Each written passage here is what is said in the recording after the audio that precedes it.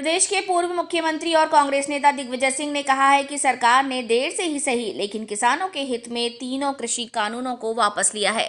दिग्विजय सिंह ने इसे सरकार के लिए देर आए दुरुस्त आए की बात कही। उन्होंने किसानों के धैर्य की प्रशंसा करते हुए कहा कि उन्होंने अहिंसात्मक रूप से 1 साल से ज्यादा अपना आंदोलन चलाया, जो वास्तव में एक बड़ी बात है। रविवार को अल्प प्रवास पर ग्वालियर पहुंचे दिग्विजय सिंह ने कहा कि रातों रात इन कानूनों को लाया गया और उसी तरीके से वापस भी ले लिया गया। पूरी सरकार को 2 व्यक्ति चला रहे हैं, जो संसदीय लोकतंत्र की अवहेलना है। उन्होंने कहा कि 1 साल से ज्यादा चले इस किसान आंदोलन में 700 से ज्यादा किसानों की मौत हुई है।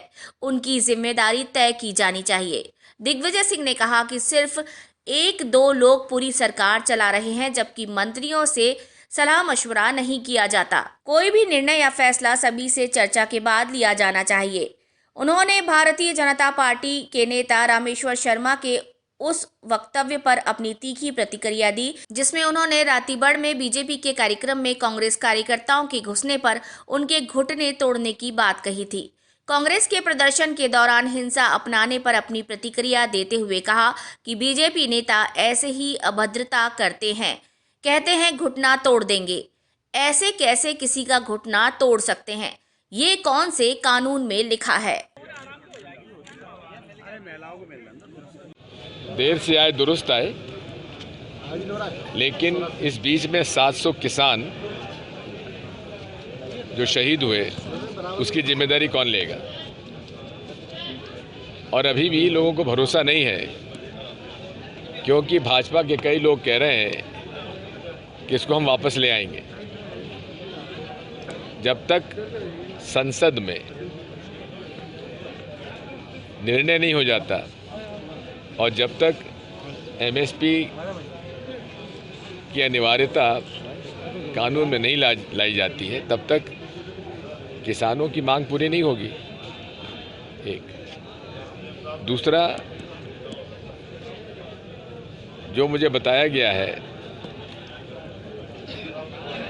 संवादहीनता की स्थिति है। यहाँ तक कि मंत्रिमंडल में भी संवादहीनता है। जो खबरें सामने आ रही हैं, पूरे सरकार जो है केवल नरेंद्र मोदी और अमित शाह चला रहे हैं, और ये लोकतंत्री व्यवस्था के ठीक विपरीत है। क्योंकि हमने पार्लियामेंट्री डेमोक्रेसी को हम लोगों ने अपनाया है, और उसमें प्रधानमंत्री जो है फर्स्ट अमंग द इक्वल्स है, सबके बराबर है मंत्रिमंडल में, वो नंबर 1 पर है। इसलिए सभी से चर्चा करने के बाद ही निर्णय होना चाहिए।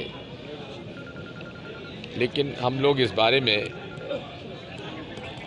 उन बहादुर किसानों को सलाम करते हैं, प्रशंसा करते हैं, जिन्होंने पूरा आंदोलन गांधी जी के बताए हुए रास्ते पर पूरे तरीके शांति से और अहिंसक तरीके से आंदोलन चलाया।